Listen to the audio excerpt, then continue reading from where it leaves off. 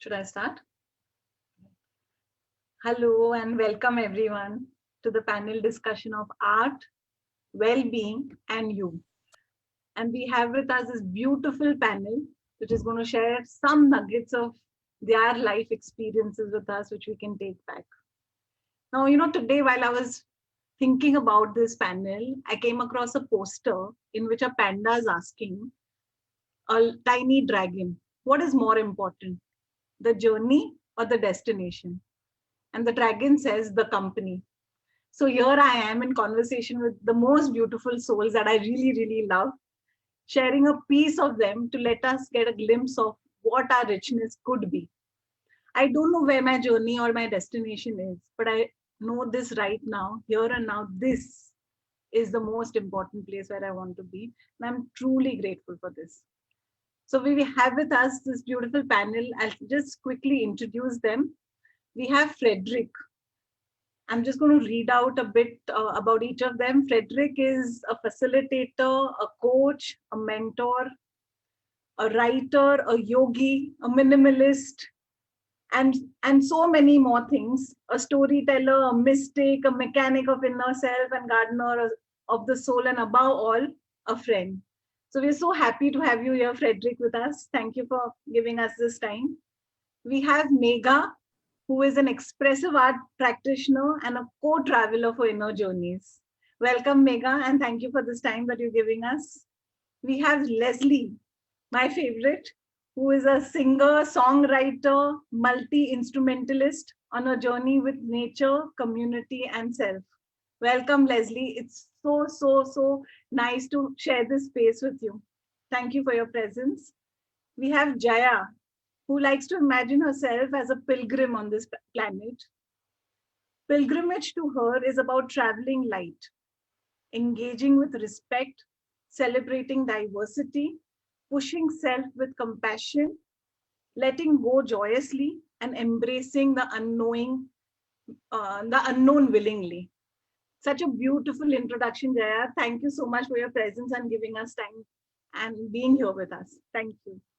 And lastly, it's going to be me. I'm Zankina. I'm a psychologist, a dance movement therapy practitioner. I'm really moved to explore the world of intuitive healing, our own inner wisdom. And I'm very intrigued by the man and nature connection, the mind and body connection, and how all of that, when we reconnect, can take us towards the self and the collective as well. So without any further ado, I'm going to just get into the panel discussion. I'm going to moderate as well as talk about dance. Now I'm going to weave in nuggets of dance as we get into the conversation with everyone about their experience with the different art form. And we've also planned for little glimpses of experience of all the different modalities and which they will share as and when they seem it's appropriate. And we'd love to take up questions at the end of it. So please let your questions keep coming in the chat and we'll take it up as and when we feel it's the right time to share it with the relevant panelist. Now, my own journey started in a very highly cognitive environment. I worked in finance for 10 years and then I moved to psychology and then I moved to dance and art. I call this journey a journey of 6 inches between my ears, moving from the left brain of logic and cognition to the right brain of creativity, faith, and connection.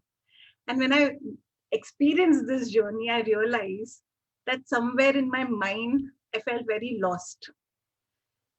I couldn't find myself. And through dance and art, I found myself.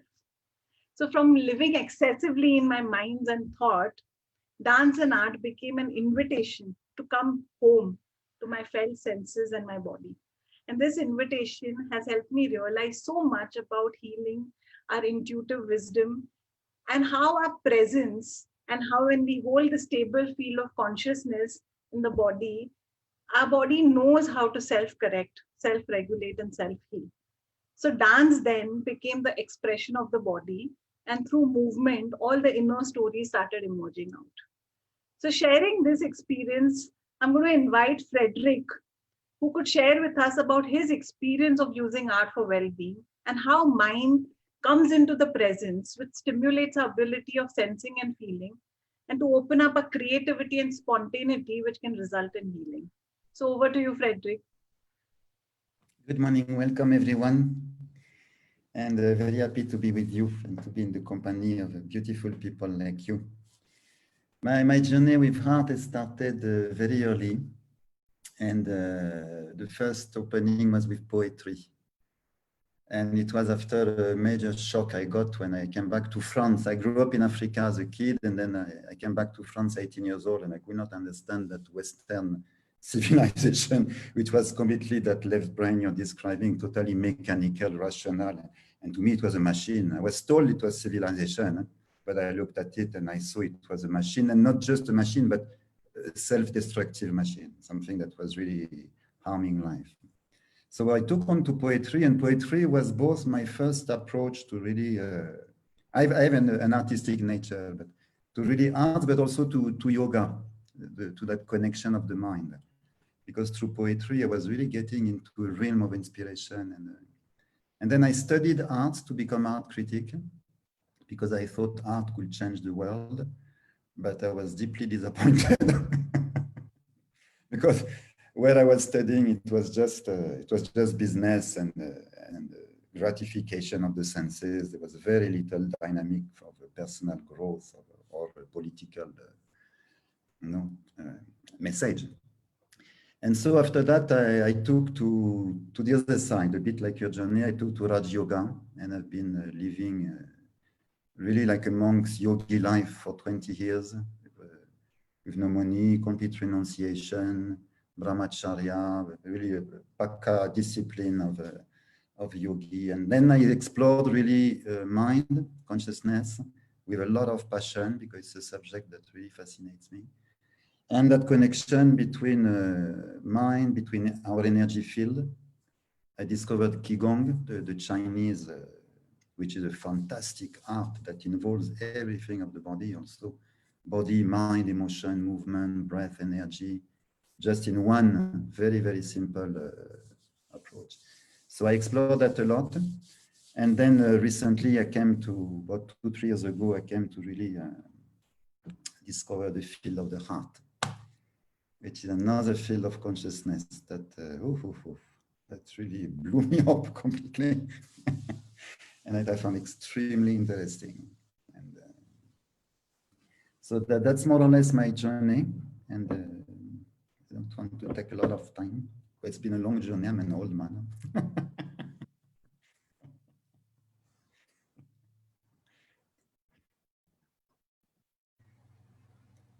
Can you hear me? Yeah. Thank you for sharing that, Frederick. So just drawing from you, growing up, I had so many beliefs, around dance and art. I really used to believe that you could only pursue art or dance if you're really good at it. So if you were graceful, you could take dance forward. If you're very artistic, you could pursue visual arts. If you had the ability to understand music and rhythm, you would explore that further. And it was reserved for the select few. It was like, the privileged class of artists who could explore that further. And that stopped me from exploring it altogether. I remember for the longest time saying, I can't even draw a straight line. I'm so tone deaf. I can't even be a bathroom singer. And I kept saying this to myself over and over again. When I came into this experience of dance and movement and then music with Leslie and Mayuri, I somehow gave myself permission to explore and express all these different facets. And just that expression and that experience has done so much for me. So I'm just going to invite Leslie, who's a trained musician, to just share with us how that contrasts with his experience, where he comes and approaches this as a specialist. So what is the difference between that experience and how we can view music as a way of life and not just as a therapeutic experience? So Leslie, here it is. Thank you, Zankhana. First, I wouldn't describe myself really as trained, but yes, trained by myself, yes. Really ardently got into music when I was very young. And exactly like you, Zankana, uh, when you felt that, this is not a thing for me, this is a thing for a specialist, as someone who was a kind of specialist, at least from um a family of musicians, I I also was impacted by the divisions in our life. Uh, this is what separated you from me. I thought I was a specialist, and so I started engaging with music as a specialist. And it took me a long time to realize that as a specialist, both of us, non-specialists, specialists, both are victims of a society that has been divided into cognitive and the left and right side, or whatever you'd like to call it. And what I've been finding is that I've been very inspired by indigenous peoples of the world, tribal people. My mother comes from the Khasi people of Northeast India. And through that connection, I have got to connect with a lot of Northeasterners, other Nagas, and different tribals from there. And my experience of a child over there, and even as an adult, has been that almost nobody says, there are few people who are singers and, like musicians, and they call themselves musicians. But the bulk of people say, oh, I don't play the guitar, I don't play the piano, I don't dance, I don't do this. And then your jaw can drop when you see 20 of them come together and the most heavenly music appears, and there is no musician there. There is no dancer there. Why? Because actually that is the way they live. And they don't think that this is some specialized art. You have to be something strange to be a musician only. And so this has, from childhood, really struck me. And in being involved recently, in the last 6-7 years, we've been pulled in to support the DMT, dance movement therapy practices. Um, in trying to work with that, and also with community who used to, we would meet in this house, in this same room sometimes, um, every week, and loads of people would come in, and we would just put instruments out, and people would feel first uncomfortable. And but somehow, if we keep things to a certain base level, it's amazing what, when there's been various jams, I've been amazed at how a completely, mostly non-musician group of people playing different kinds of rhythmic instruments and even some tone-producing instruments could produce such heavenly music and communicate uh, in such an amazing way what's going on inside and with each other, that I, as a musician, sitting with 5 other musicians in the band, each of us trying to play our own thing, trying to be heard, trying to be better than the other, or all that kind of thing, and trying to come out perfectly, project ourselves in the world. Sometimes that can be very dog eat dog, very tense, very divisive, and very I don't know, it goes back to that same world that Frederick was talking about, that, you know, machine kind of world. And for me, I realized that my uh, intensive studies in music had actually disabled me from experiencing core simplicity in the way our heart functions, our body functions. And for me, it has been a work of actually trying to see what can be shed. And as I try to simplify this, and my work with people who are non-musicians is actually to somehow uh, they believe that they can't play, and I know that they can, and somehow I have to just do some kind of silly procedure to kind of give them a certificate to say that, hey, you're doing it, kind of stuff. And once they get off that hump and they can express their heart through what they're doing, they don't need me at all. In fact, they need less of me, because I can sometimes get involved with technical details and stuff which actually put you in another planet, another kind of.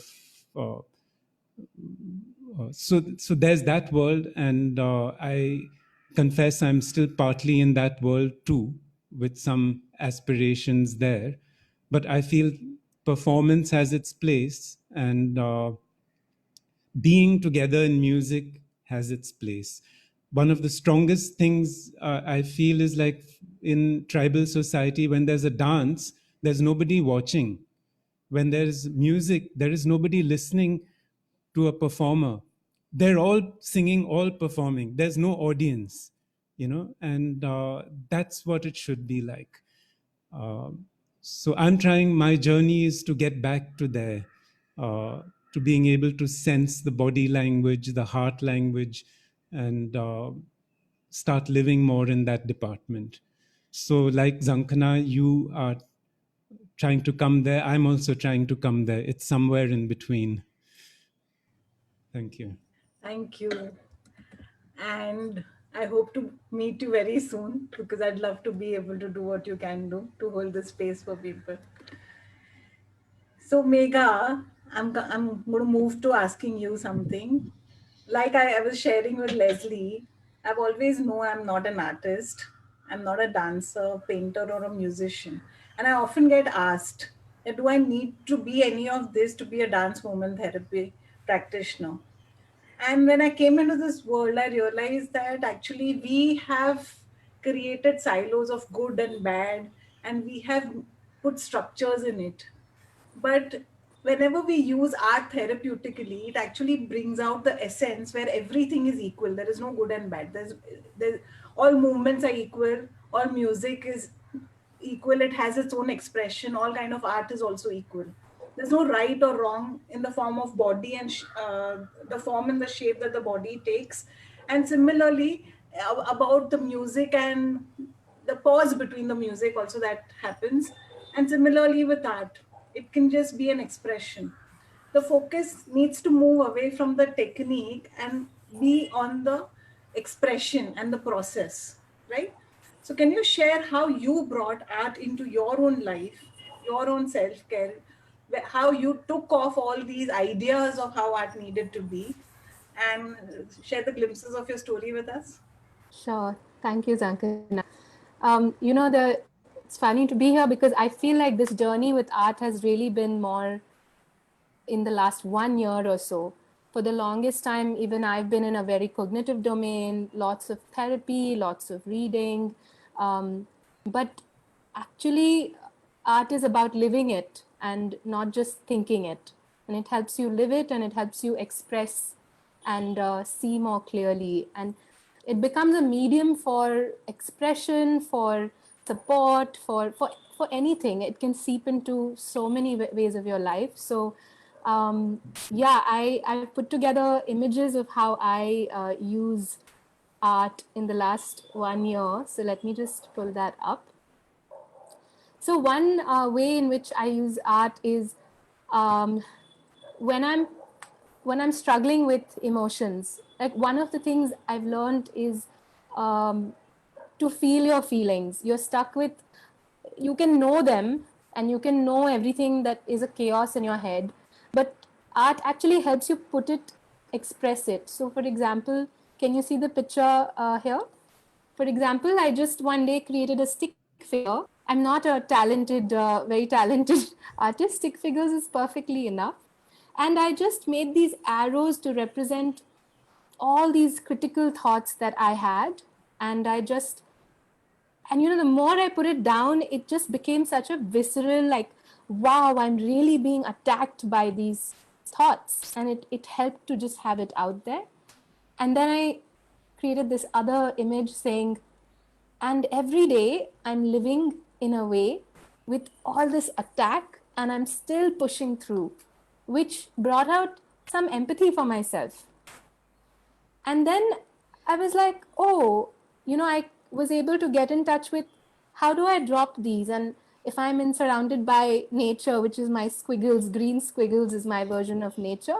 And, I'm like in the arms of this wise woman inside me. And so it was just, it helps me tap into my own wisdom. Sometimes this was actually a result of a conversation with a friend where she helped me realize that, it is your critical thoughts and that is leading to your anxiety. And after my conversation with her, I just made this illustration. And it really grounded me in what I had learned, and I still come back to it. So that's one example.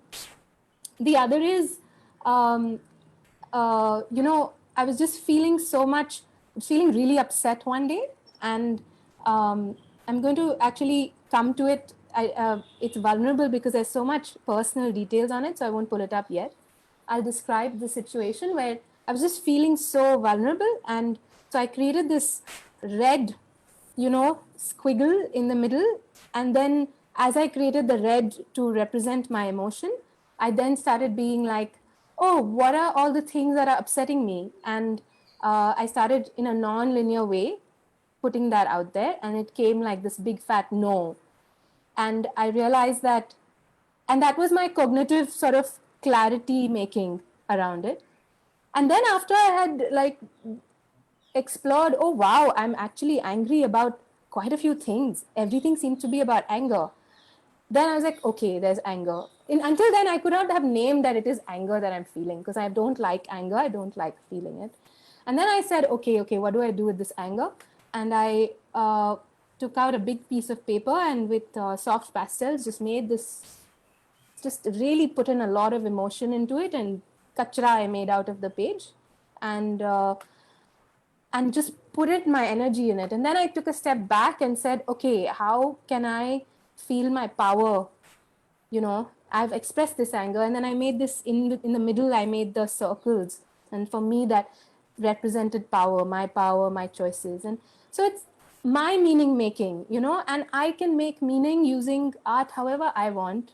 You don't have to be talented. The other way in which I use art is through these paintings, simple paintings I make. Like I don't identify as a painter, but I love paints. So I just said, okay, I'm going to make all these lines, and then I paint like words that I need to hear. So this is one of, and then my whole home gets surrounded by them. For example, when I was in a phase of not knowing what to do with my life or what to choose, I just wrote, do everything you love.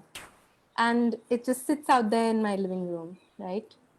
And so this has almost become like an altar. My TV is covered with my paintings. and everything, like I'll just explore different things and I'll just put it up there. So it's really become part of my life. This is like something I had made around what do I want to be grounded in when the lockdown started. And I wrote these words of safety, love, and it's placed as a centerpiece on my dining table, just to remind myself that, oh, this is the environment I want to live in.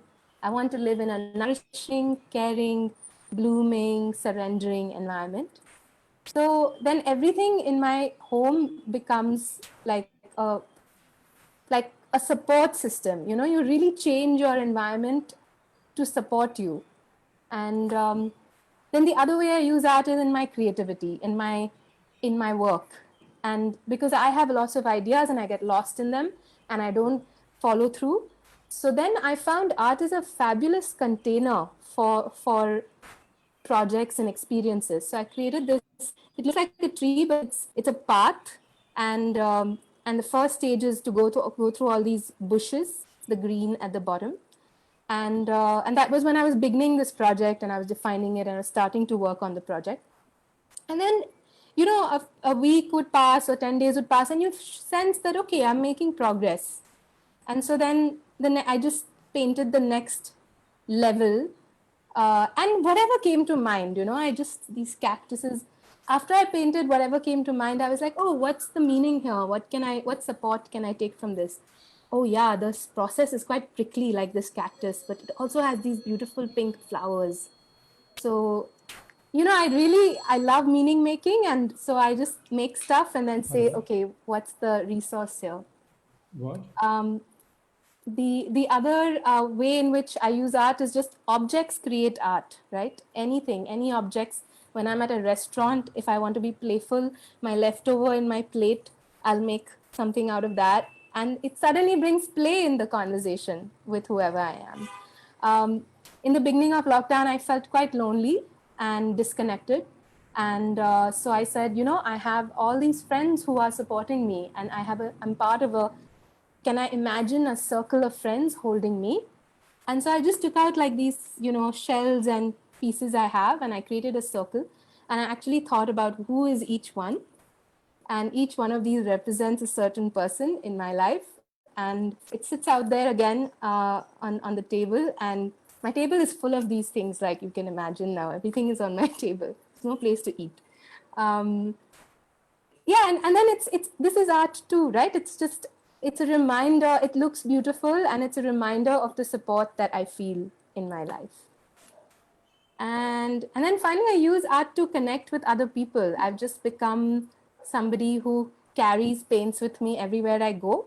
And I just start making stuff, and it looks terrible, so people feel more at ease to also make terrible things with me. And then we connect. We, you know, like people I would not normally, you know, maybe there's a power differential, or maybe there's a awkwardness, and you just come and you make stuff together, and it's wonderful.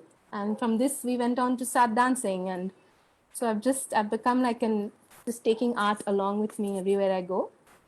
And just a few more pictures other than all that this was when I was feeling kind of stuck, and then I started using colors, and the words came out black, blue, and a little bit purple. And that's how I was feeling. And it just helped to have it out there instead of in my head.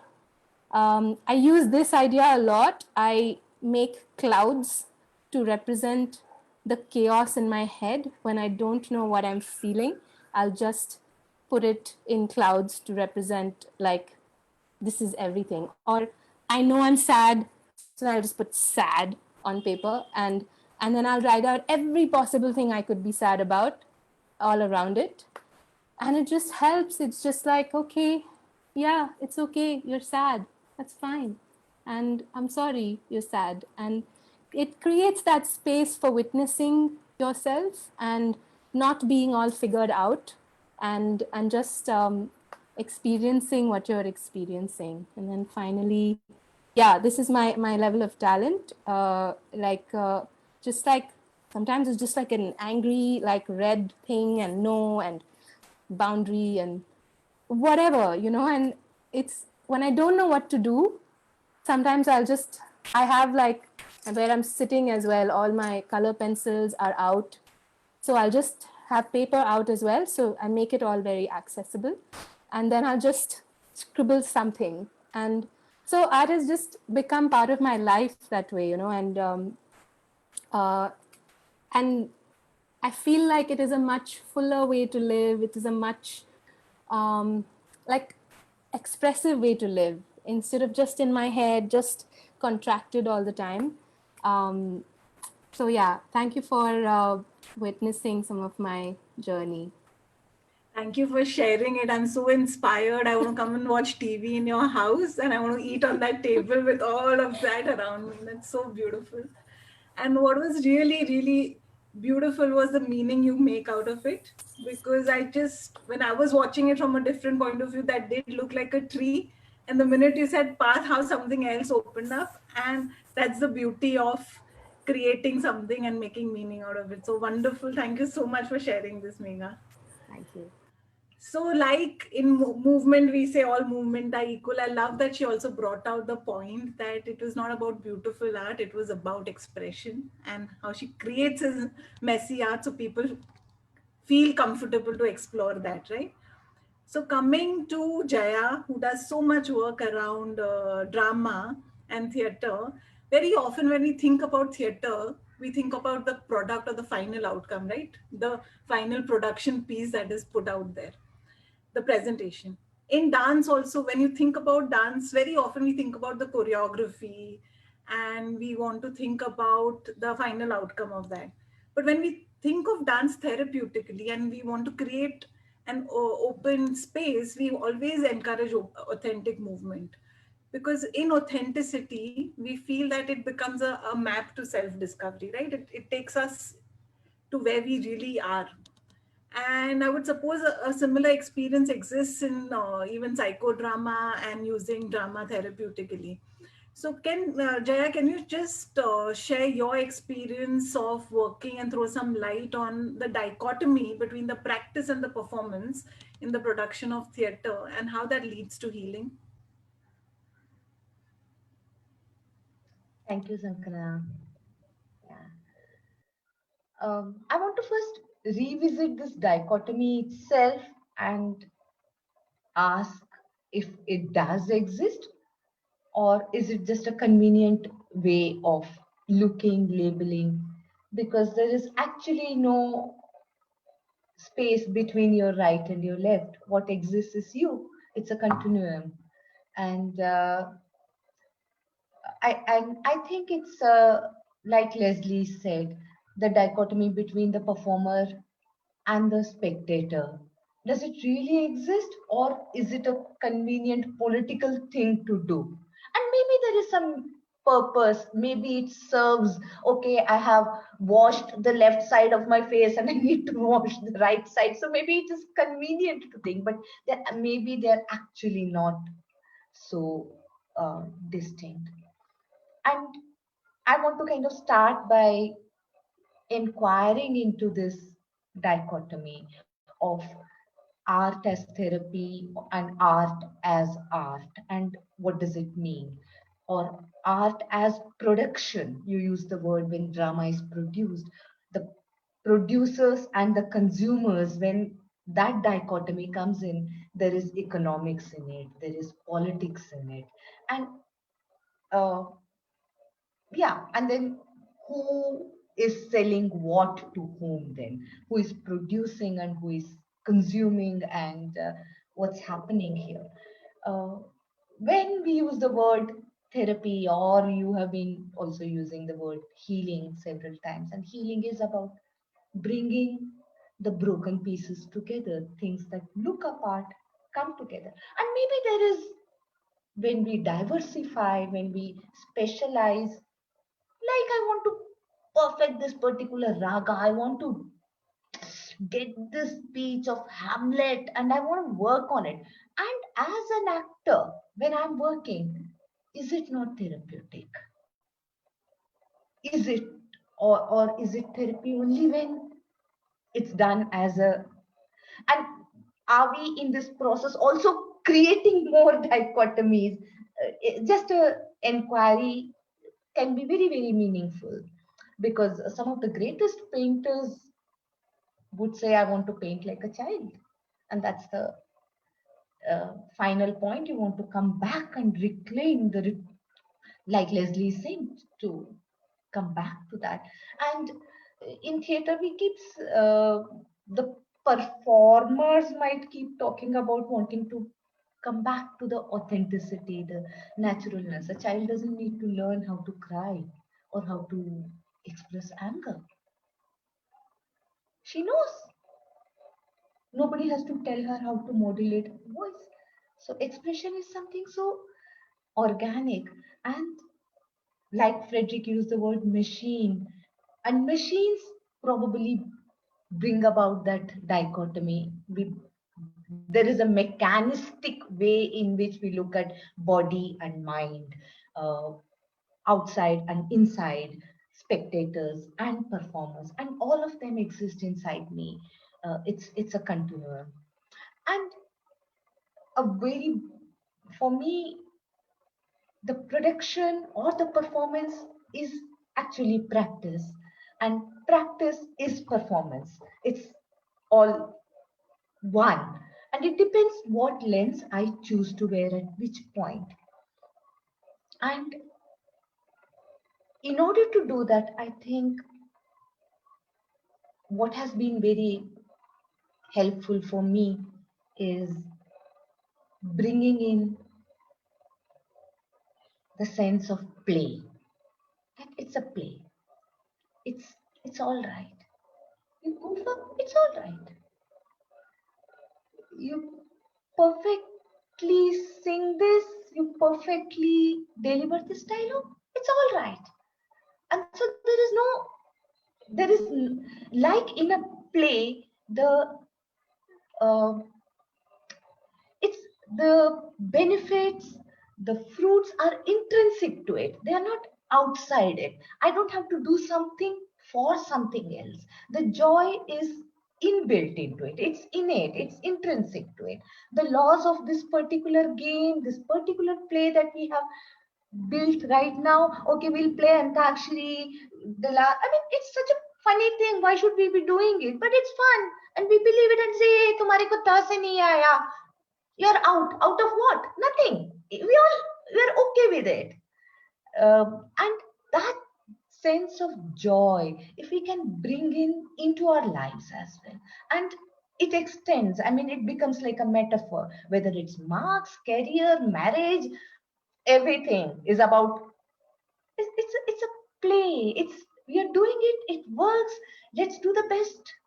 Let's have commitment to the authenticity of what we are doing, and the results are intrinsic to it. There is nothing beyond it. And the moment we start looking at bring this playfulness into it, like you have the Ras Leela and the Ram Leela. Leela literally means to play, you know, it's just a game. And maybe there is no God up there who is playing. It's all of us playing in this process. And if we can continue to hold this play, uh, I think a lot unfolds. In my experience, I've seen the moment we allow ourselves to play, it's something shifts within in the body, and something shifts in the group that we are working together with.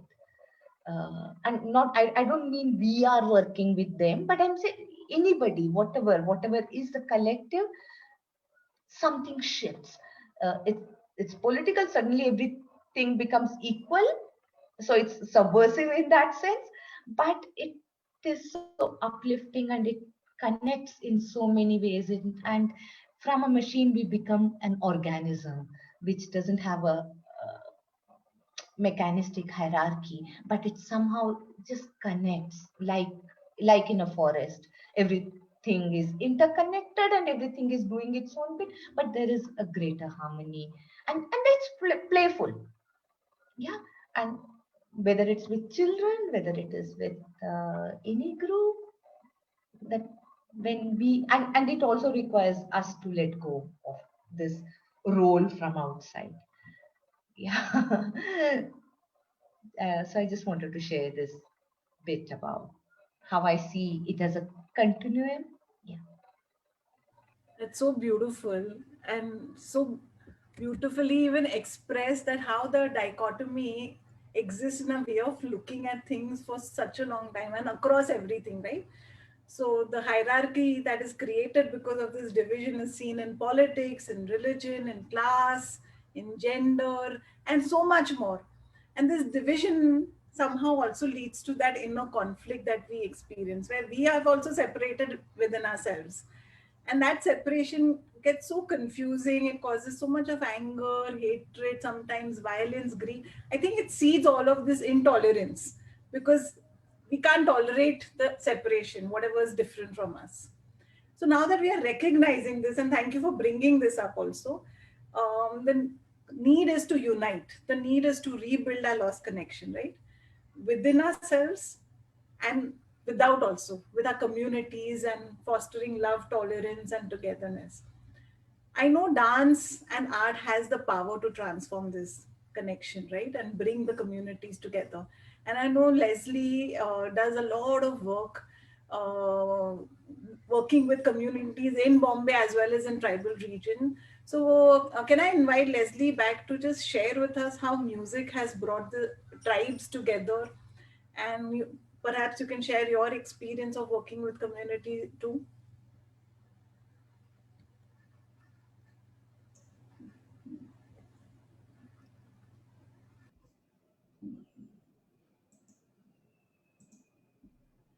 Yeah, it's a bit dark. I'll just put on the light.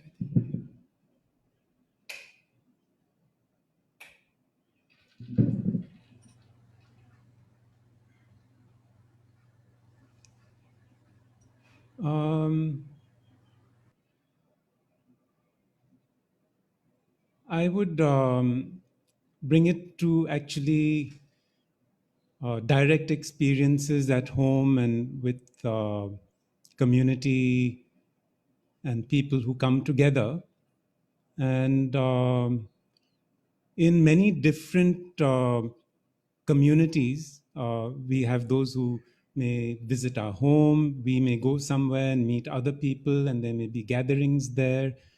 We have often found, for example, uh, when we meet as community, one of the important things we do is to express ourselves in words, in music. Sometimes some of the things we want to express are difficult to express because they may be painful or they may be touchy subjects for the community, and one person's expressions may ruffle another person's. And as we go through a community uh, outpouring, uh, there are a lot of expressions around, and we have to sort of work with these expressions or sort of absorb them, somehow acknowledge them, and also let them go. And so we found different ways of possibly at the end of a gathering, I'm talking about something that's alive within me right now, of say a community going through a difficult process. And then when we play music together, just when I say music, I should almost, a name which I like these days, which we use, is sound play.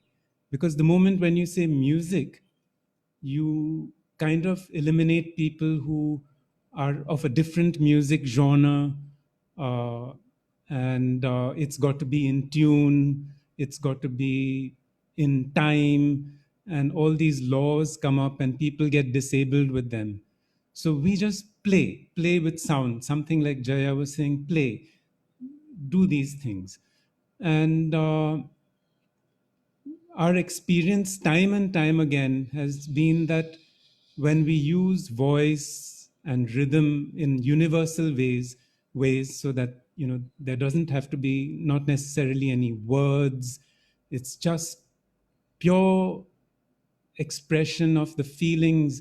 When you say an ah, if you are really careful, you can actually hear your heartbeat in it. There is so much of biological information that is actually coming out and being disclosed. uh, so when everyone does this in different ways and all that, and we can also use it with the intention to come together.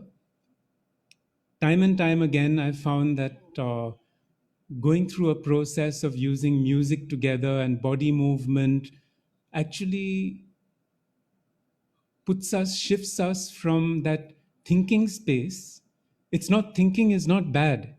Cognition is a part of us. So we're not at war with cognition.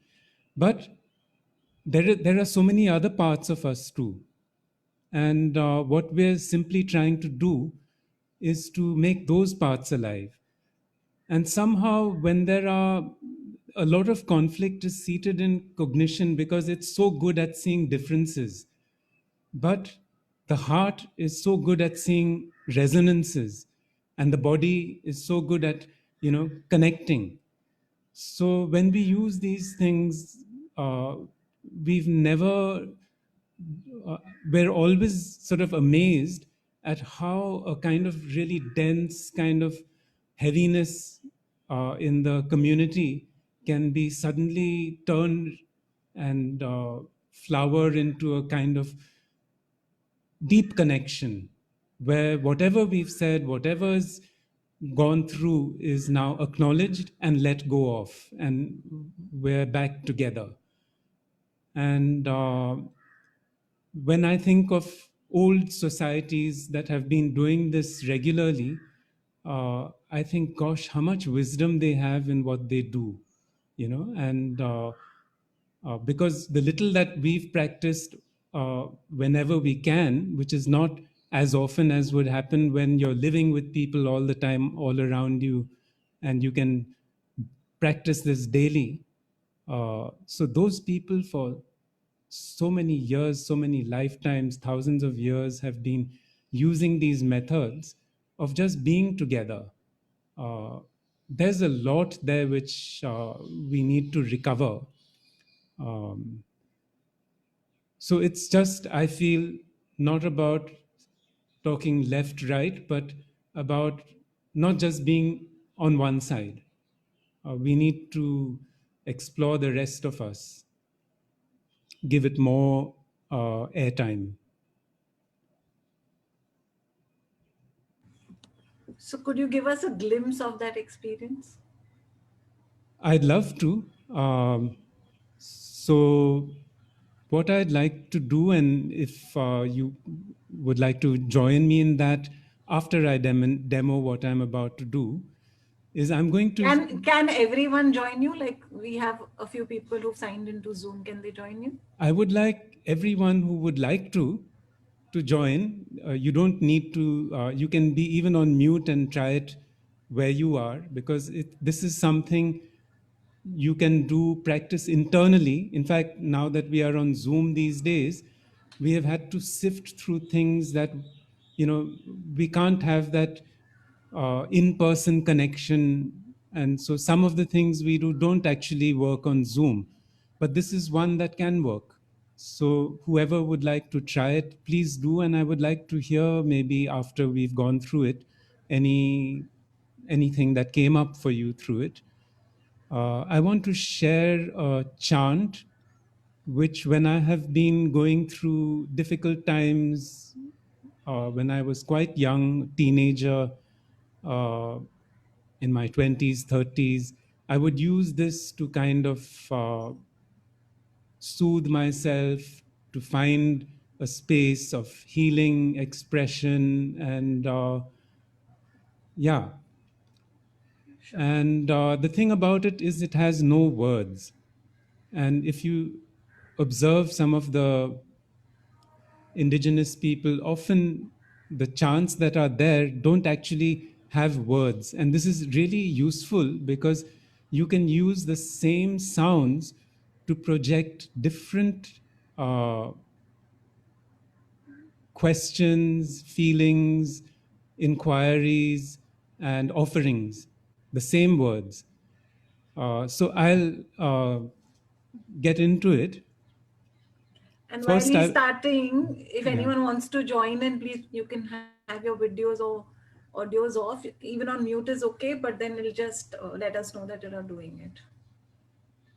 Do join in.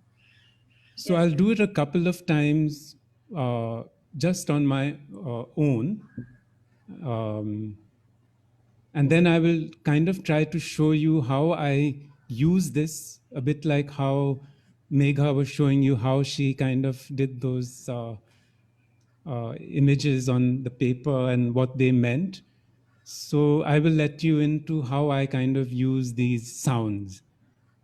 So here goes.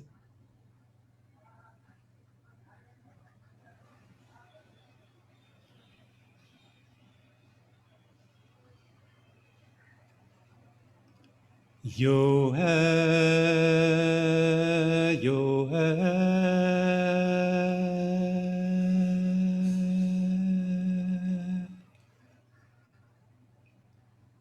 Ahe, ahe hai, yo.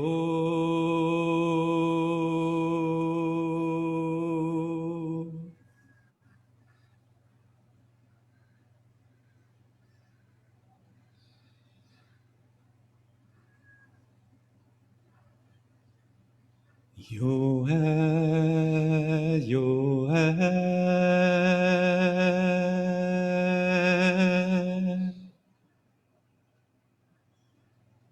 Ahi, ahi hai.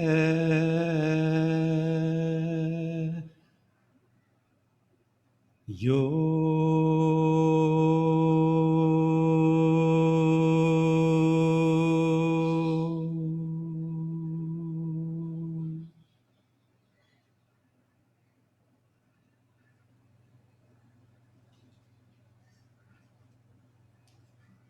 So if you would like to join me, there are three parts to this.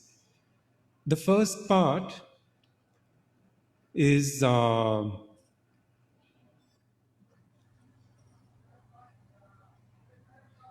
is an is a call to yourself, to people, whatever, to be present. So it's like a hey, it's like an invocation. It's for you to tune in, and that is this part. It's yo hai, yo hai, and then you take a quick breath. And the next part is ah hey, hey,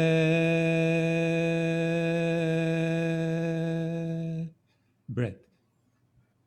The second part is your intention, maybe, or your prayer, what it is you want to, the detail of the intention that you have.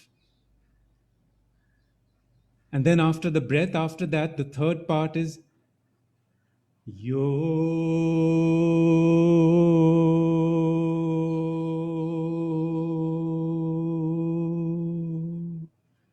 And that part is the transmission. So it could be outward, it could be inward. Yo.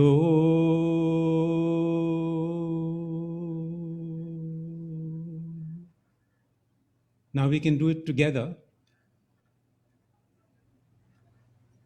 So Yo. should we unmute ourselves or mute ourselves? I think if we unmute, it will start bouncing and be a little chaotic. I would like you to practice on your own. Yeah. This one can be done alone also. It can be done together, but let's try it alone.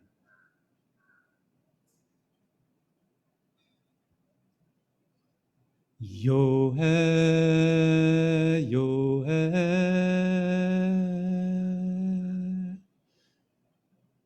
Ahi, ahi hai.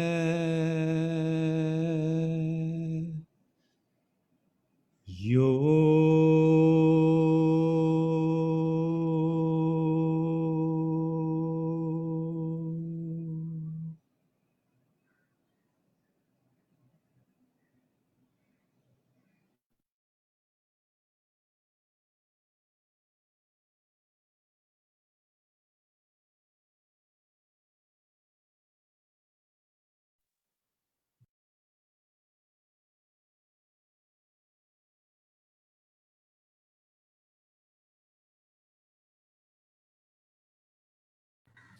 We can't hear you.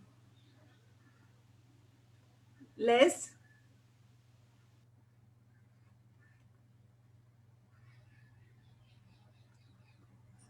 Shubham, can you try and unmute him? Yeah, he's unmuted. Les? Mayuri, if you're here, can you please share with Les?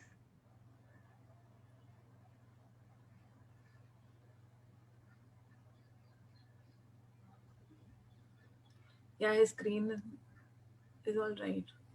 Les, we can't hear you. Okay, I think we'll have to do some movement so that he sees us. Les, Les. His eyes are closed. Yeah. Let's listen to the silence.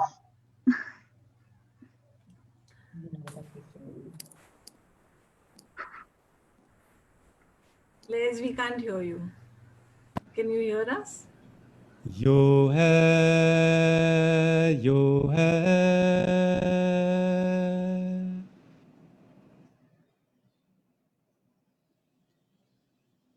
Ahe, ahe hai. Yo.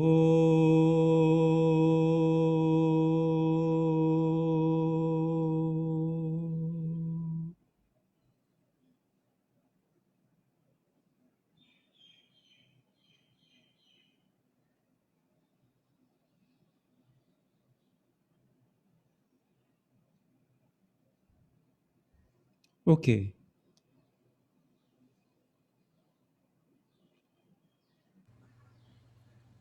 So we didn't hear almost all of it. Oh, So do you want to do a short nugget again so that we can have people share their experience then? okay. If there's time, then yeah, We can take a couple of minutes. no yeah, problem. I'll do it twice. It's very important to let that gap in between one call, when there is a long pause, that one's attention is now in a receiving mode. So you're just trying to tune into the surroundings in all ways, and then you go back to the chant.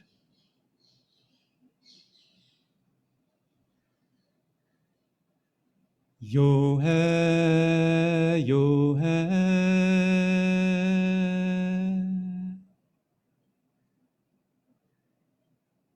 Ahe, ahe hai.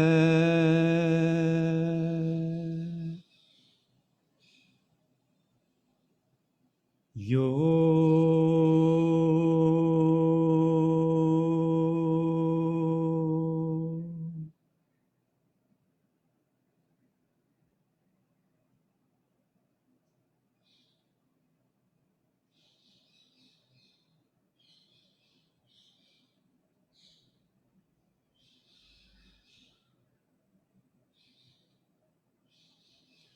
Yo hai, yo hai.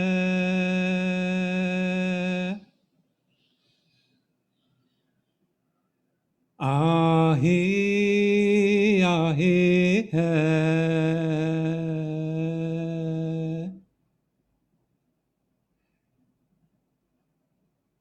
Yo.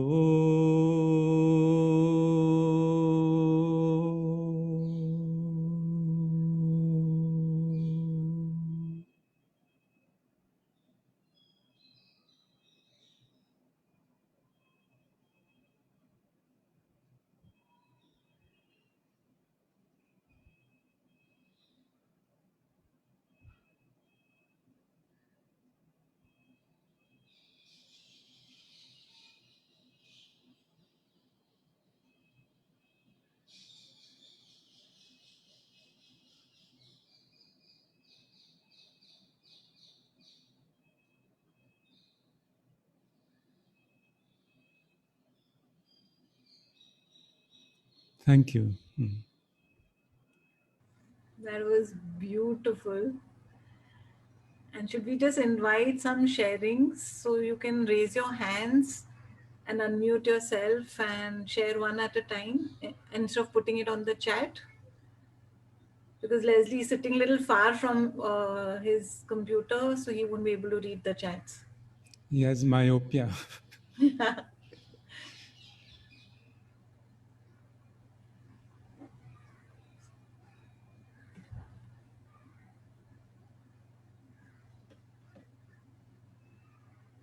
So until they want to share, I would love to just share my experience. I could actually literally feel the vibration when you were chanting. And I love the pause because in that pause, I could experience those vibrations kind of just settling in, and that was really beautiful. And I love that it was wordless, so it was so universal. And even that vibration felt like almost like a universal sound that we experience around us. So thank you for that experience. I'm sure doing it together as a group would have a different kind of energy getting created also. Vinali wants to share Yeah. Falguni. So thank you, Leslie. It was really beautiful.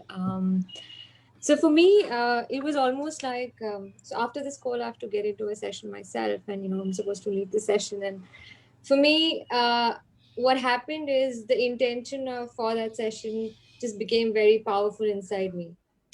So it sort of just moved that energy into focus. And like, I really like the thing that you said about the third part being transmission. So you're actually becoming that frequency and that vibration, and really embodying it. So thank you so much. Thank you. Falguni. Hello, everyone. Thank you so much, Leslie. Last couple of days have been very heavy for me because of something that's going on. And while, of course, being part of this wonderful, wonderful festival, I would not want to miss a single, beautiful moment of this. So when I got into the session, even just like before I got into the session, something went through because of which I was very, I had a lot of things going on, and just this just changed everything. So thank you so much. I'm back to the festival. I'm back to you guys. Thanks. Thanks, Falguni. Frederick also. Frederick, you want to share? You're on mute. Mute. Okay, now I am unmute. It's beautiful, Leslie, because you are bringing me back to the beginning of my journey, which was music. And listening to you sharing, because I'm a musician by nature, for me sound is and listening to you, can I share quickly 3 things? I'll try to be very brief on each. When you are sharing your experience about how you're working with people to really not create, but facilitate that resonance of the heart, and it reminded me of my beginning in spirituality when I started by studying the tarot with a very interesting, an artist, a guy who was in theater and had an amazing approach to the tarot, and his wife was running chanting courses in Paris. And the session would be a 2-hour session, 1 hour body movement to unlock the system, and 1 hour improvisation. And improvisation only with body parts, sound. Oh my God, Leslie, we created cathedrals sometimes. We created temples of sound. It was like, really heart-blowing. And you reminded me of that when you were sharing your work, and thank you for that, because it's something I never forgot that touched me so deep, so deep, so deep, so deep. The second thing I want to share briefly, and it's something that is very easy to do. You bring few people together and just you start to and you start to pum. I grew up in Africa, so I know those tribes also who are, the dancing is happening all the time. And as you said, there's no audience, there's no public. Everyone is doing it, everyone is involved. And it's something that we can so much bring in our families. When you were mentioning about the lullaby also, I'm working increasingly into emotional healing, really facing emotions. And the core of emotional healing, beyond all the therapeutical mind stuff that we can do to heal, but the core of healing is singing a lullaby to your inner child. That's really the base, and that's the core of transforming emotion, just to be able to hold myself and say, you'll be fine, you'll be fine, you're beautiful, I love you. And the lullaby brings that sound dimension, which really is enveloping. So thank you for that. It's a very good feeling and very good memories for me. And then singing without words also was something that a few years later, after that experience, I was running activities for kids where we were running we were creating stories like a role play from the tarot. So total improvisation, they will pick up cards, create their character, build a tremendous story. We run a 1 year story twice a week, tremendous thing, amazing things happen. And in that I had a role, and I remember I had prepared that lullaby, which was, I did it for me and I shared it with them, which was an invocation to understanding myself. And it was a kind of a pidgin, like we say in Africa, means words that mean something but mean nothing. And you bring them together, and it was going like, I just remembered it, I'd completely forgotten it. It was going like, who is Aya? Is Ya, is Ahia? Is Ya, is So? And it was an invocation of, I want to know myself. I want to know that beauty of myself. And I'd completely forgotten that that was 30 years old, Leslie, and it just came back. Full packet came back.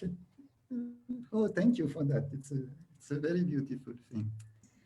And the last little bit I want to touch also on, because I saw how you were moving, and it's, for me, that's why I'm moving also. When I start to play with sound, the body goes into it. And I've been watching, Indian musicians. This is tremendously amazing the way I'm practicing Qigong, and Qigong is that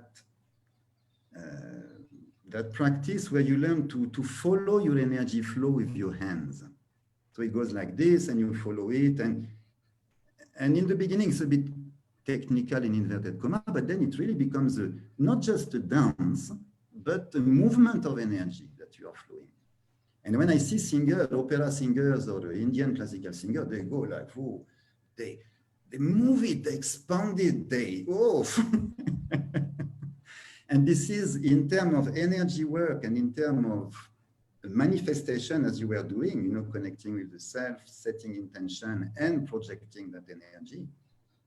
It is a fantastic approach. It is, to me, the most effective approach to bring an intention in your heart, a visualization in your mind, a desire in you with the sound, with the movement, with the breath, is a fantastic way of harmonizing energy, of stabilizing energy, of expanding energy, and of having an impact on the external world, because those vibrations are, we talk a lot about manifestation, the law of attraction, but that's the most powerful way of making the law of attraction work.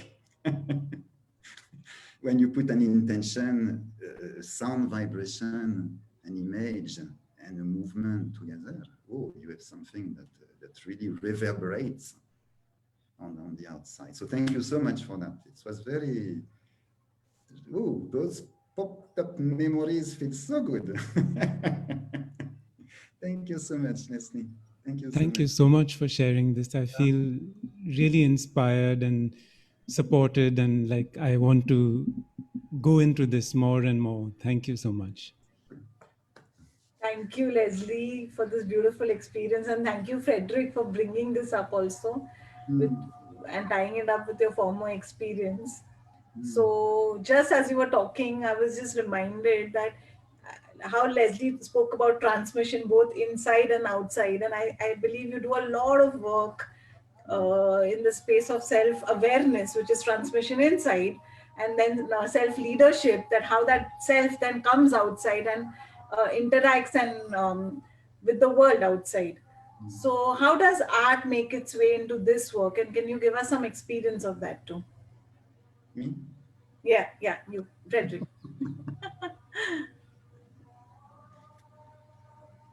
Yes. It's a big question you're asking. It's a big question, Zankana, because it's several of you have spoken about three things that are very dear to my heart and to my work also. One is the separation that modern society has created everywhere.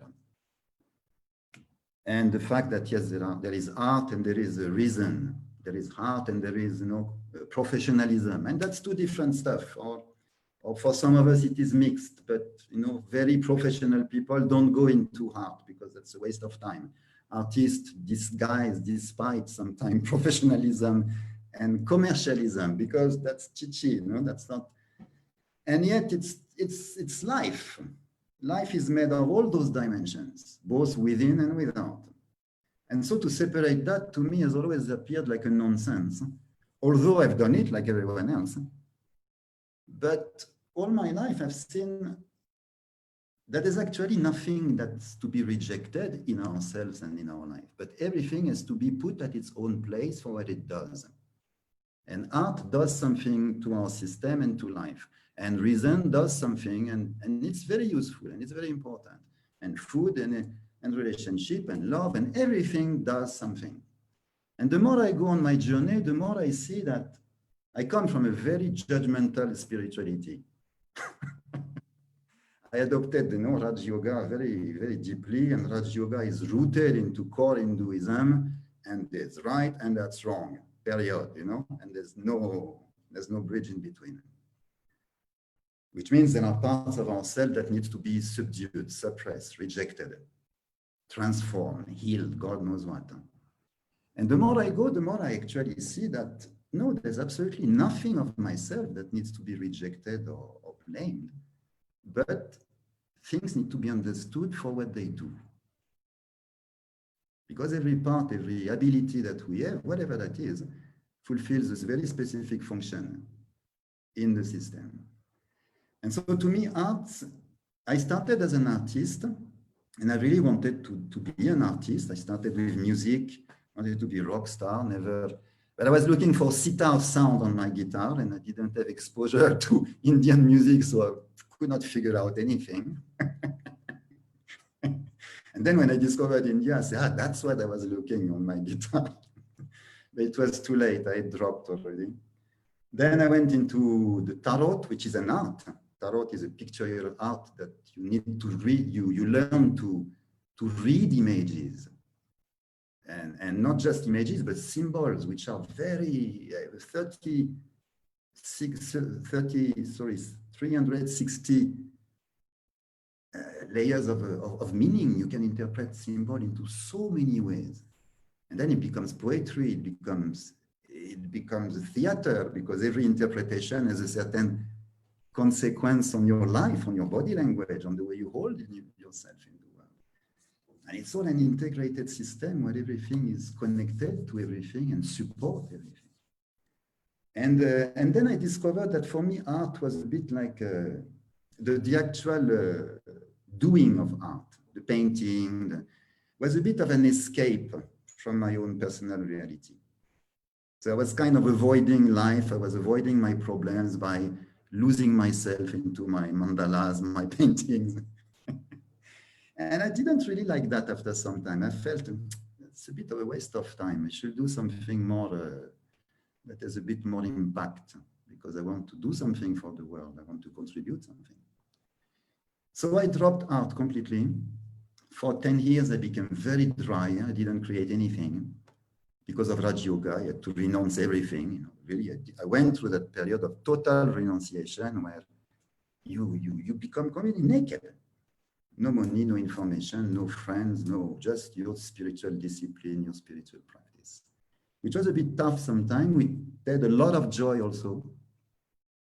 And then after that period of about 15 years, actually, I came back to art. But art had already come back in my life when I was teaching. And I could see that I was teaching with, and this is the point I want to come to. I was teaching with, of course, with poetry. That's, you speak and you make it beautiful, you make it touching, you transform your words into roses, you give them fragrance, you give them something that can sit in the heart, not just in the box here. But I also discovered something, and that's really where I want to come today. How does art can help anyone as a professional in any field? Is that through art, I was developing a sensitivity of what I was doing. Which means I had my knowledge, I had my contents, I knew what I wanted to say. I had people in front of me. And for any trainer, any therapist, any parent, any educator, this is the challenge. To put this in sync with that. Put what is in the box of your brain, your experience, your knowledge, in contact in a way that is absorbable to that person or that group of person that's in front of you. And this is where sensitivity comes in the picture. And art develops sensitivity for me. And that's the most beautiful thing I find about art, that it gives you that smell, that sense for, you know how to touch, you know how to move a brush, even if you make a mess, but still you sense that brush moving, since you sense that sound in your body. And that gives a sensitivity that can allow anyone to connect and to create that bridge. And again, in any role of life, we think that leaders and corporate people need to be tough. And yes, they need to be tough, but they also need a very finely tuned sensitivity. Even a commander in the army knows to have a very living heart to understand his people, to bring them together, to send them to death on a battlefield. He needs to have that, that sense. And to me, that's the most beautiful thing about art, that it allows us to cultivate that sensitivity. And really I would say as a practice, because I've been very impressed also by the world of martial arts, where there are two very, very powerful components in Chinese martial arts. One is simplicity, and the second one is practice. And the Chinese martial arts, the Qigong that I'm practicing, is the essence of simplicity. You can't go further into simplicity. And it is so powerful, both in terms of energy and in terms of the sensitivity it gives you, the awareness, therefore, it gives you. Because when we talk about awareness, very often we think about cognition. But that's not where awareness is. That's a late step of awareness. The first awareness is sensitivity. First we sense, we feel, and then we put name on it, then we cognate, then we label, then we can formulate. But the first thing is it's raw feeling, completely raw feeling. And I've been living in Vietnam for 10 years. And Vietnamese culture is extremely interesting because it's a culture that is organized around the heart. And until 10 years ago, they protected themselves enough that it was still alive in the culture. And it means that Vietnamese people don't look at you with your eyes like this, with their eyes, but they look at you here. And when they talk together, they don't even look at each other very often, but they are like this.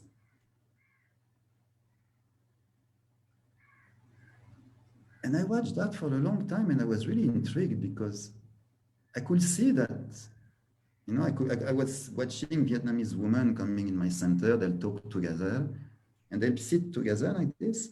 And one was talking, and I could see it was going, and they were like this, they were not looking at each other, they were nodding. And I could see the movement of energy, it was coming, they wanted to say something, it was going here, it was going into the neighbor's heart and going back to cognition. It was chok, chok, chok. But what they were looking at was this, the space of the heart. Because this is where we primarily perceive reality. And now I've explored a little bit and I learned to look with my heart also. And the first time I really looked in, when we say look, when we say we're looking at, what do you see? We go like this, what is my mind seeing? And one day someone, a Vietnamese woman, told me, look in your heart. And for that day I looked here and I saw, man, there is another field of awareness sitting here. And it has images, it has words, it has a voice, like this one, but a different logic. And this one is completely connected. It touches everything, everything. It has a first-hand perception of anything that's happening on the outside and on the inside.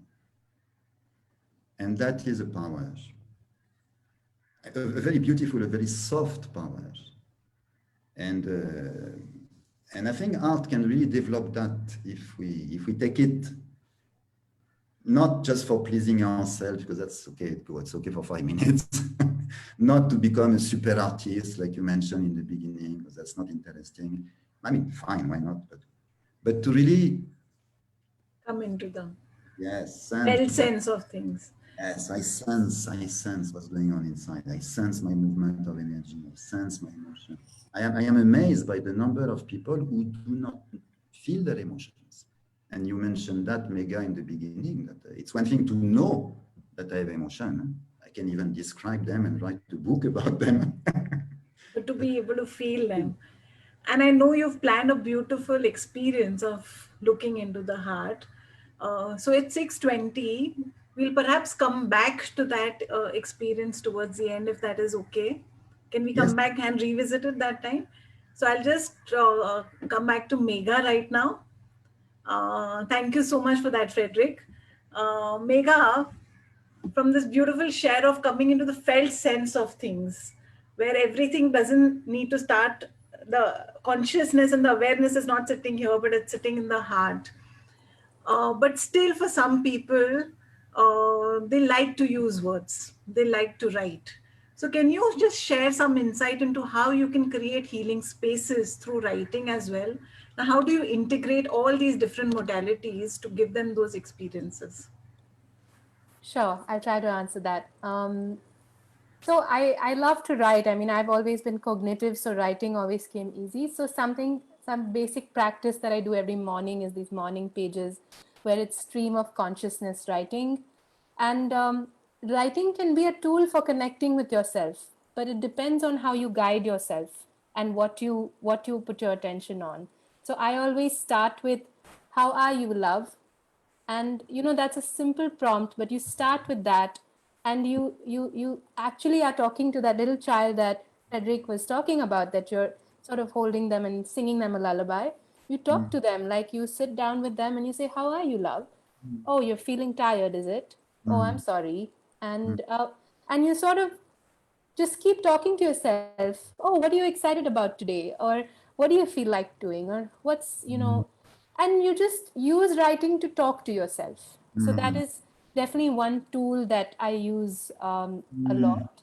And then words, because words sometimes come easier than going into other things.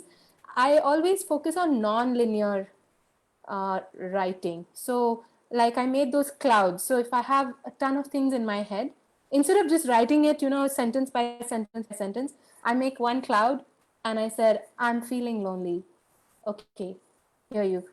Another cloud, I'm angry at mom, and so you just sort of write, but you sort of spread it out on the page and you just put everything down, because there's so much pressure to make sense, that everything should make sense and we should be clear. But the fact is, most of the time we're struggling to be completely present and clear about where we're at. So to just meet yourself where you are, I'll often write, but I also must say, writing is tricky because you can get carried away in just talking about something with yourself, that describing your day, like, you can do it in a way that loses connection. So you have to keep coming back, and I'll keep writing and I'll be like, okay, but how are you feeling? What's going on?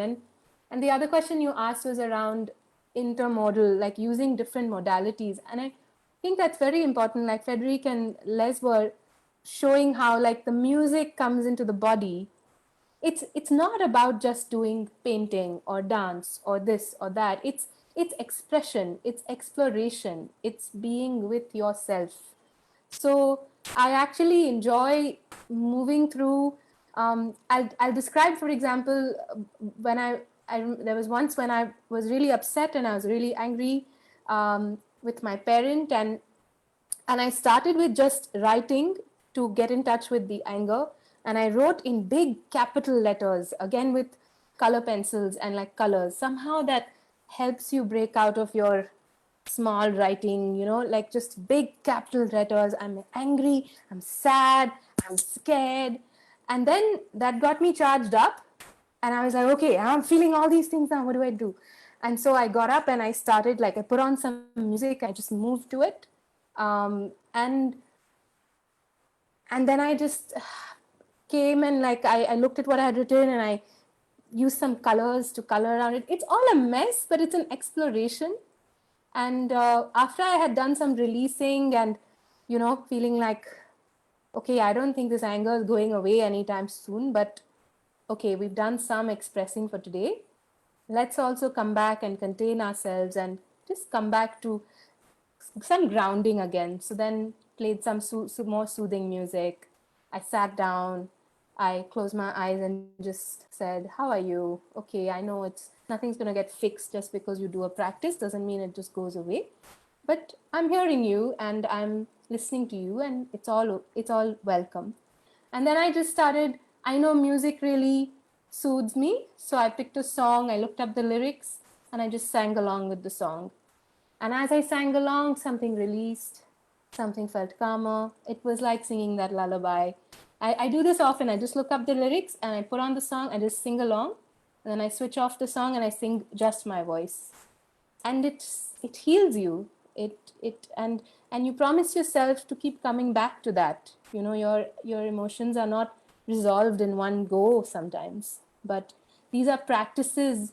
And for me, it's a play, okay, all of these are my tools, and I can just, okay, I'm going to just put on this music now, or I'm going to dance now. And to enjoy that sort of exploration, it feels richer. Hope that helps. Yeah, that was beautiful. Thank you so much for that. I'm coming to Jaya now. We've spoken so much about the experience of coming into the self.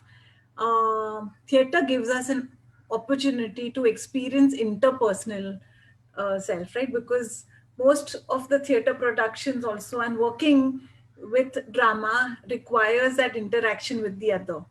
So taking us beyond the self into the collective, or maybe connecting more deeply with the self and then the others and then the community. Can you just throw some light on how that experience of playfulness can be woven into this whole therapeutic experience, or not even view it from a therapeutic lens, but just for one's expression and existence? Yeah. Um, I think theatre primarily is a dialogic form to begin with. And even if it's a solo, it is a dialogue within. You hear two voices. Yeah. So dialogue is about me and the other, and the other could be another part of me. And in fact, uh, it's about discovering the others within. So even if I'm just picking up a script, I'm finding the Shakuntala within, the Hamlet within. So it's me as that Hamlet in me. And in this process, we are actually connecting to the other and discovering that actually we are all part of the same larger self. And uh, when we are playing and when we are improvising, when we are conversing, listening deep, we actually become one. And when any deep listening actually connects you, and then you become one. And when we can uh, play with somebody else and listen deeply, and acting is often, in fact, never about acting alone. It is about responding to that which is unfolding and finding the uh, emergence of something that feels this way, and then give it a voice. And in that process, listen to self, listen to the other, and the other becomes the self, and you constantly exchange your self for others and others for yourself, and you become one larger whole. And in the process of theater, you discover everybody within, and yourself in everybody, because it's like a hologram, the drop in the ocean and the ocean in the drop actually unfolds there, and it happens through this process of dialoguing, listening and connecting, and doing it in a playful way. Yeah, and maybe we could, I don't know if we have a couple of minutes, we could try doing something. Sure, we do have a couple of minutes. Okay. So there's a lot of non-verbal communication that happened.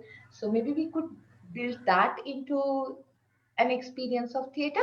Okay, so I'm going to ask a question without a language.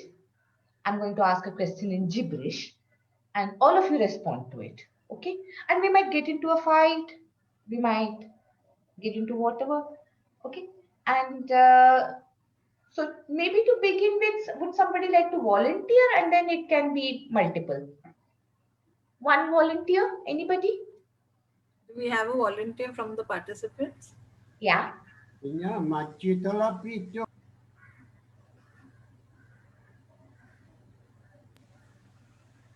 Oh yeah. Okay. I don't mind volunteering. Yeah, Kalpesh. Okay. So. Do I have to speak in gibberish? I guess she'll tell you. Okay. So I'm going to say something in a nonsensical language. बकवास करूंगी मैं, आप उसका जवाब बकवास में देना. Okay? Try not to use any. Okay?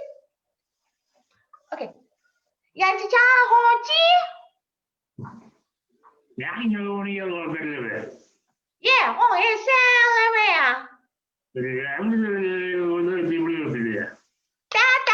oh,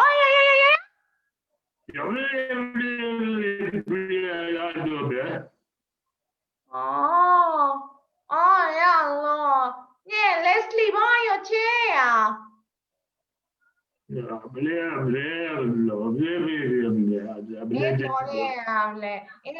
Zankana, toya cha hola ke.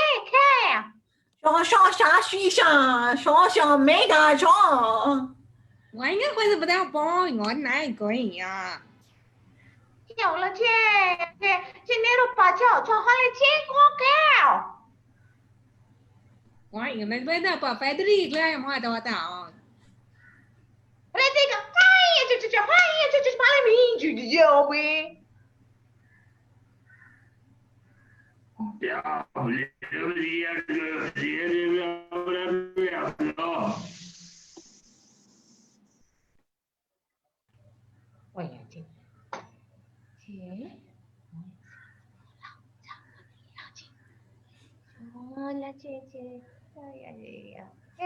Hola, Hola.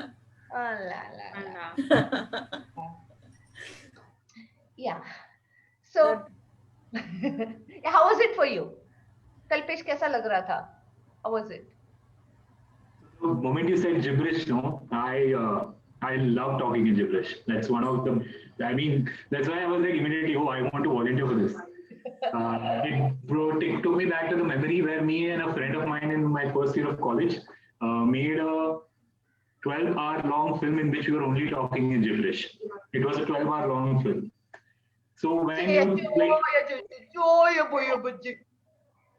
yes, it was like I want to just say that because there is at this moment it just made like suddenly there was a shift in me because there have been a lot of things that are going up and down for me since a while, and I've been trying to just sit through it and this.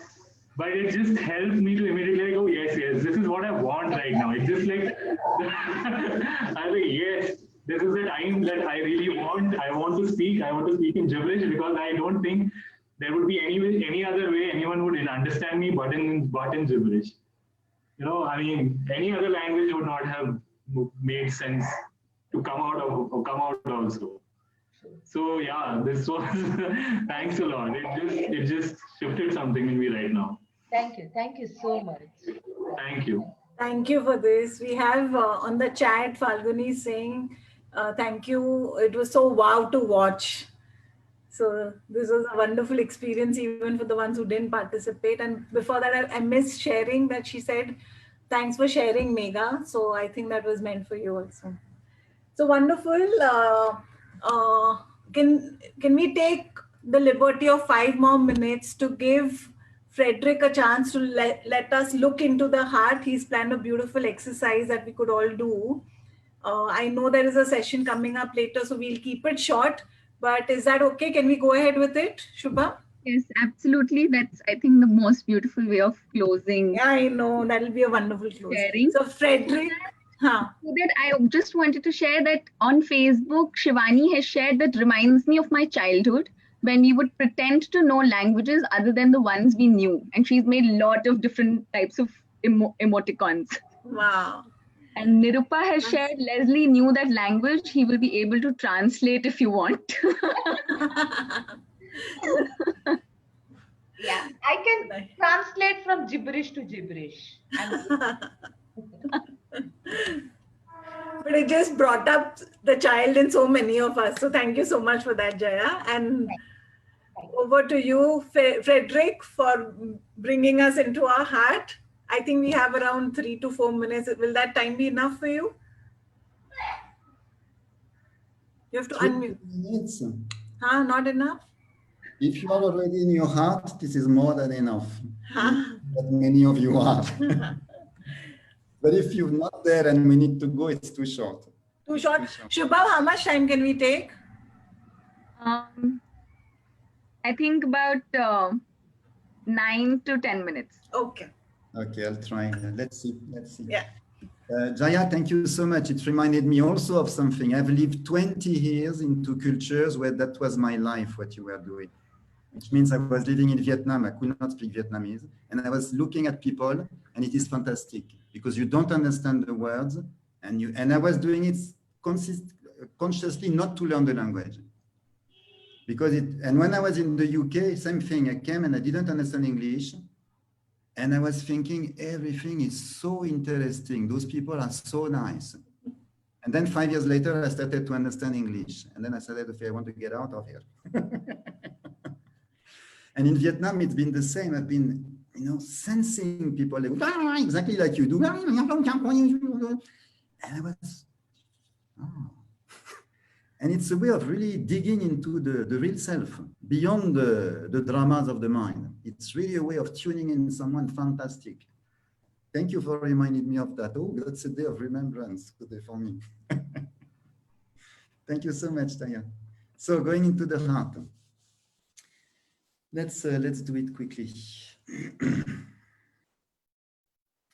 Let's take, okay. I'll take up one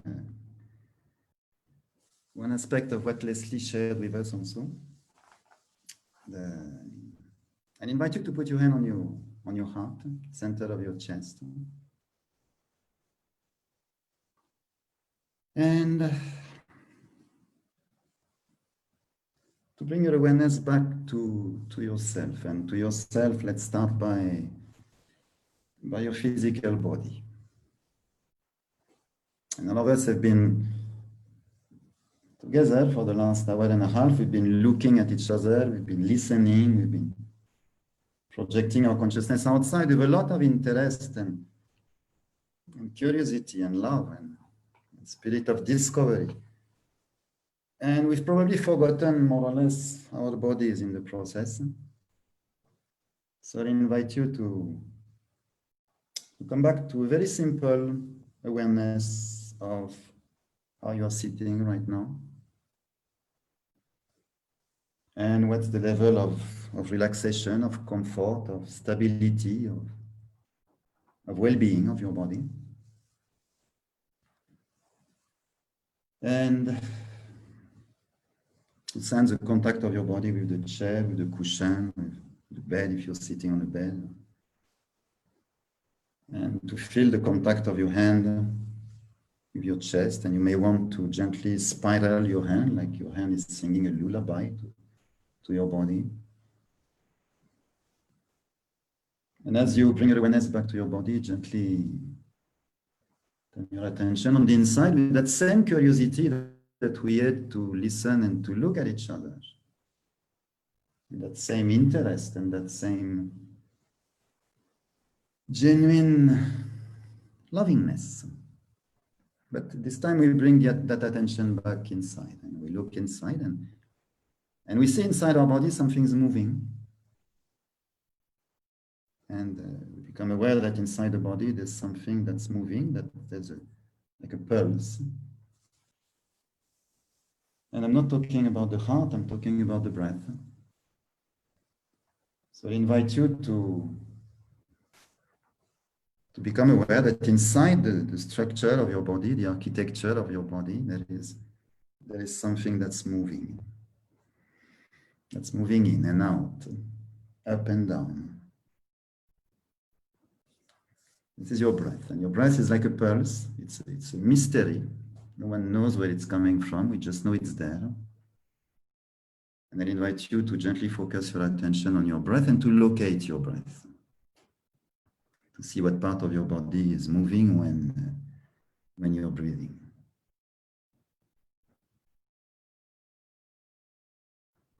And maybe it's your belly, maybe it's your stomach, your lungs, your nose, whatever. Just locate it and gently connect your attention to, not just to the movement of breath, not just to the breath itself, but to the feeling of breathing. How does it feel to breathe?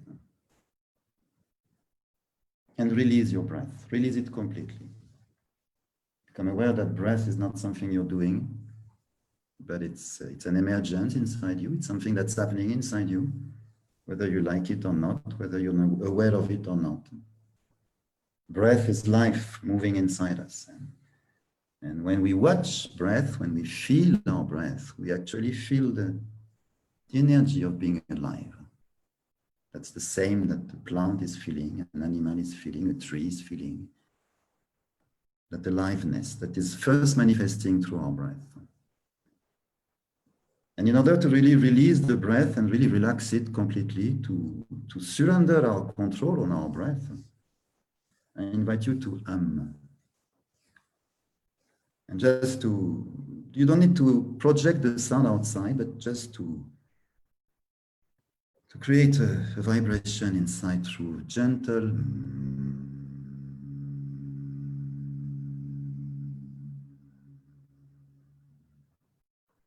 Just associate the breath with that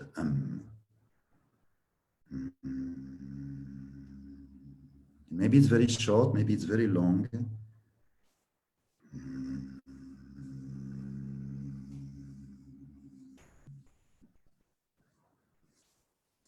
Just associate your breath, the movement of energy of life, and the Maybe it's a very short one, maybe it's just a Every time you breathe out.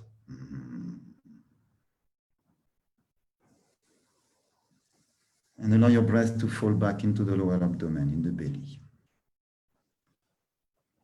With the And allow it to move as it wants to move. And gently hold your attention on the feeling of breathing. How does it feel to breathe? How does it feel to sense that humming inside?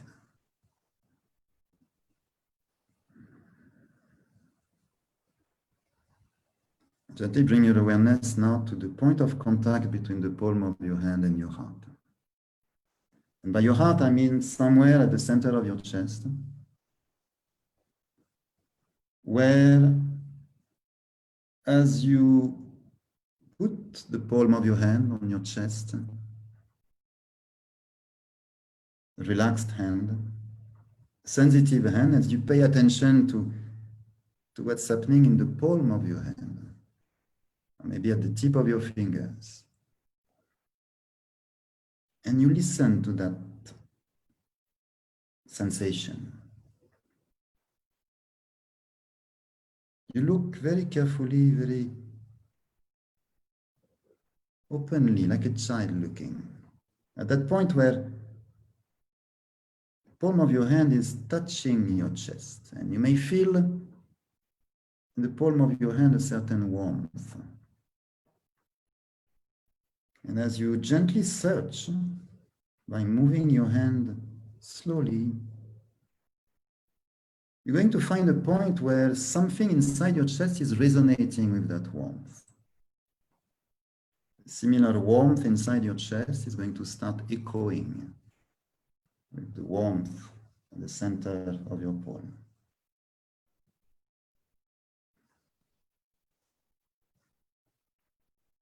And gently hold your attention there. Your breath is completely released.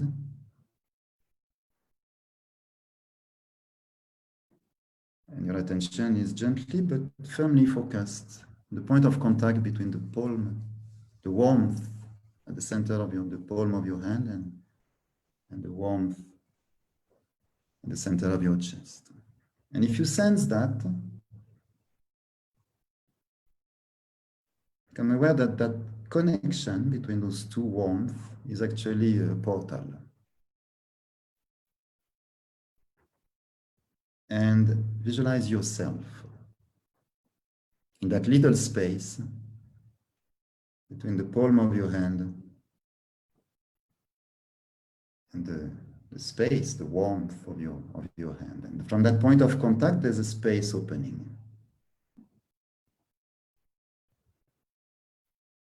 The dimension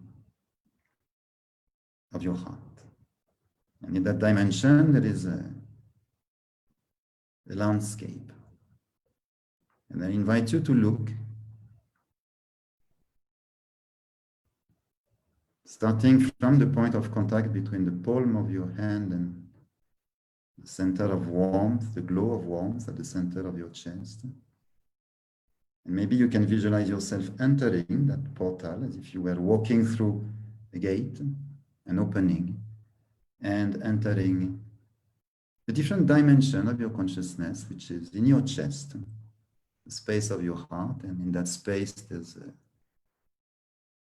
a landscape. There are colors. Maybe. I just invite you to look.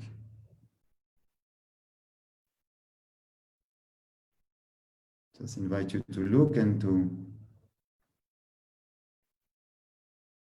see something like a little you walking, entering an unknown landscape, a dimension of consciousness,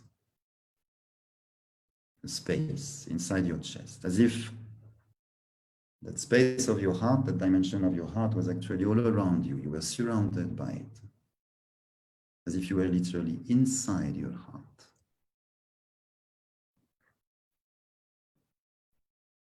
Walking through that landscape and looking around.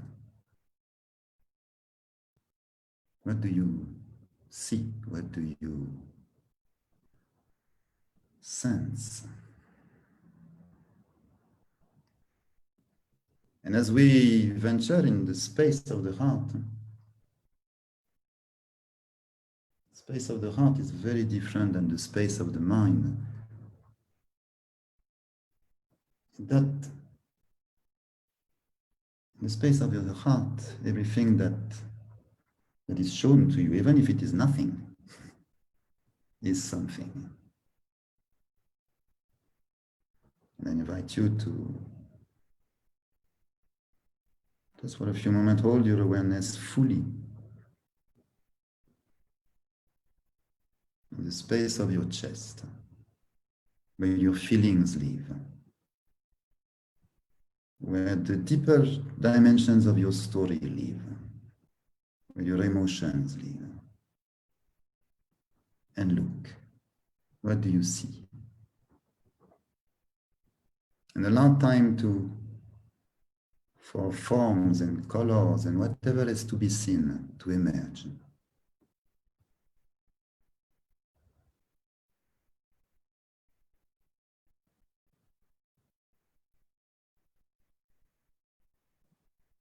And you are inside that space, as if your heart was all around you, surrounding you from all sides. And you're inside. And you're watching like a child, very innocently, without any concept that you should or should not see something, nothing like this, just observing what is there. And sometimes in the heart, there are very beautiful things, sometimes they are very dark things.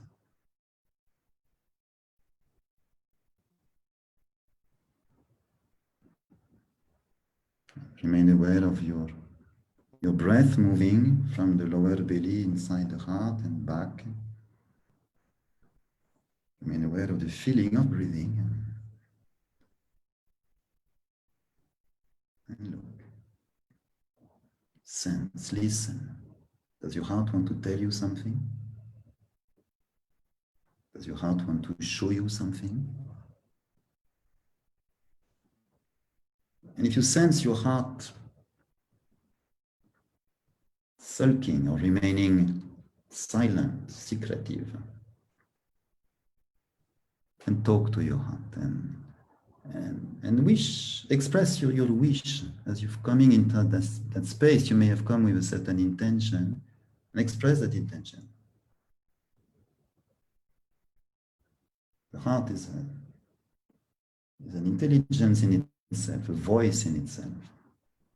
It has its own desires and its own wishes.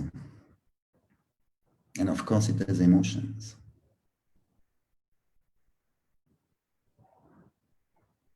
And you can engage a conversation with your heart. It is very wise. It knows many things that the mind can only imagine. It connects. It senses. It perceives what the eyes do not see. Just be there for a few moments.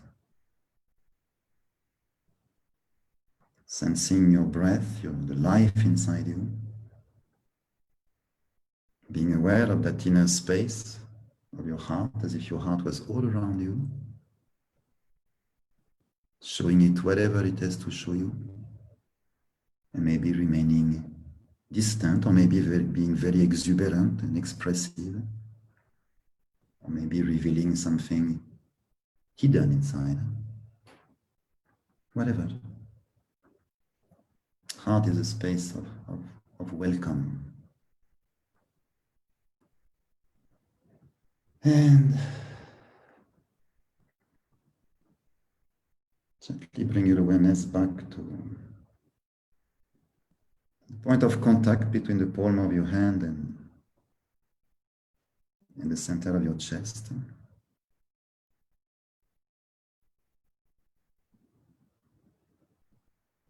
You may want to visualize yourself walking back through that landscape and going back to that portal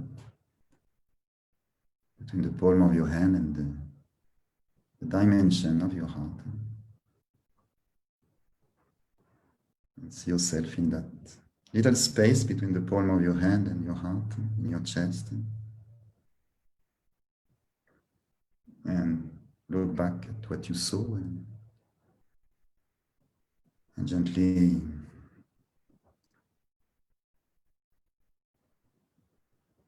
move out of that dimension of your heart.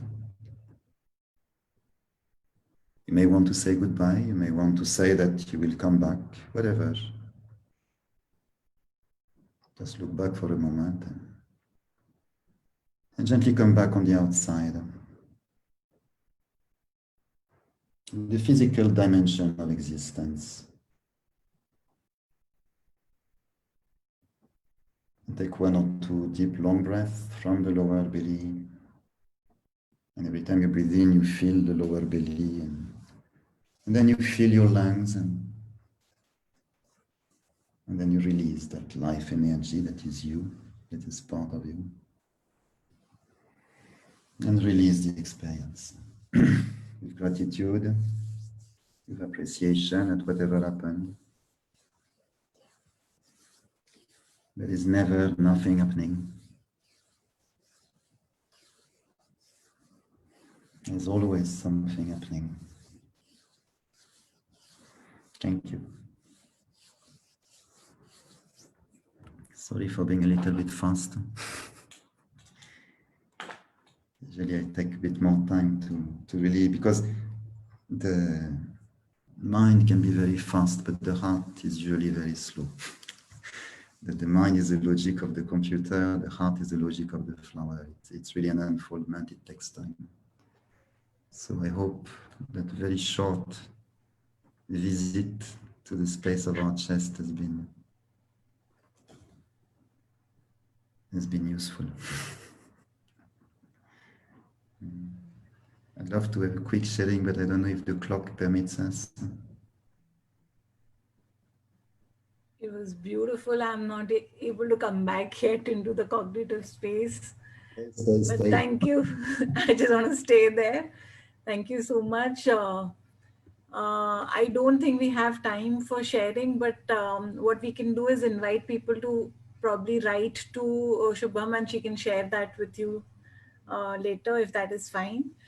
And only because they're using the same link for the next session to start, I think we need to come to the close. But this just tells us how wonderful this session was, that we could go on for 2 hours, and I think still it's not feeling enough and we could just keep talking. So I really want to take this time to just thank everyone for your time that you all have so generously given us. I'm sincerely grateful for each one of you all for bringing your essence into this space. And I think all of us are leaving with something that we're taking back also. Thank you, Shubham, and the whole team of Movement for creating this opportunity for us to have these conversations. I think it's incredible what you all are doing, just spreading your magic around and letting us be a part of that magic. Blessings, blessings, blessings. Yeah. Thank you. Thank you so much. And all the participants, you all have created the energy with your presence on both Facebook and Zoom. So thank you for that. And we'll just close this session. Do we have time for at least one quick last word from anyone, or we just want to close it? Shubham? No time. The next facilitators are here. I know. Okay. I'm really sorry, but Just do it.